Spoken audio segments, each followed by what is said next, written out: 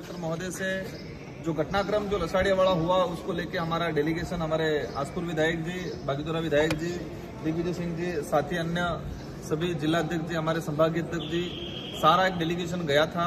हमने 7 बिंदुओं के आधार पे जिला कलेक्टर महोदय और एसपी साहब से हमने चर्चा की है। इसमें मेन बड़ा जो बिंदु है, एक उदयपुर सांसद मन्नालाल जी रावत, उन्होंने एक वीडियो जिनका वायरल हो रहा है, उसमें कहा गया है कि जो बीएपी से जुड़ा आदिवासी है उनके लट मारो और उनके घरों में आग लगाओ। 1 महीने पहले का ये वीडियो वायरल हुआ है और इसी का परिणाम लसाड़िया में, क्योंकि बीजेपी के कार्यकर्ताओं को लगा कि हमारा सांसद कह रहा है कि घरों में आग लगाओ, लट मारो, उनको पत्थर मारो, इस तरह से एक सांसद उकसा रहा है बीजेपी के कार्यकर्ताओं से। तो उन्होंने उसी आधार पे वहीं से उन्होंने कहीं न कहीं माहौल बना और लसाड़िया के अंदर हमारे दरियावद विधायक जी पे जो आक्रमण हुआ, तो हमारा पहला बिंदु ये रहा है कि कानून सबके लिए होता है। एक सांसद आम कार्यकर्ता को उकसा रहा है कि घरों में आग लगाओ, तो उस आधार पे कानूनी कार्रवाई होनी चाहिए, उसको लेके पहला बिंदु है।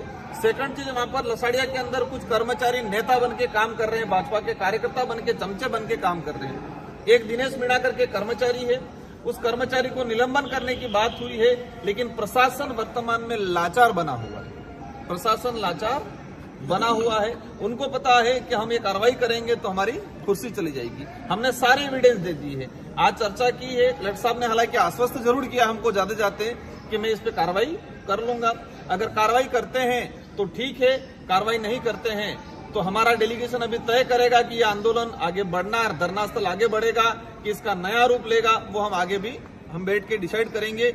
लेकिन यहाँ पर जो स्थिति बनी हुई है, भाजपा ने अधिकारी कर्मचारियों को इतना डरा रखा है, धमका रखा है, और कुछ बात अलग है, कुछ चापलूसी कर रहे हैं वो अलग है, लेकिन लसाड़िया घटनाक्रम में जो कर्मचारी दोषी है उस पर किसी प्रकार का कानूनी कार्रवाई शिक्षा विभाग की तरफ से, कलेक्टर साहब की तरफ से अभी तक नहीं हुई है। 5 दिन होने आ गए हैं। हमारा फाइनल डिसीजन यही रहेगा कि उन कर्मचारियों पे कार्रवाई करे, और एक सांसद जिस तरह से आदिवासी समाज का सर्टिफिकेट लगा के गया और समाज के लोगों को ही आग से मारने की धमकी दे रहा है, तो ऐसे सांसद के खिलाफ भी कानूनी कार्रवाई करे, ये हमारी मांग रही गई।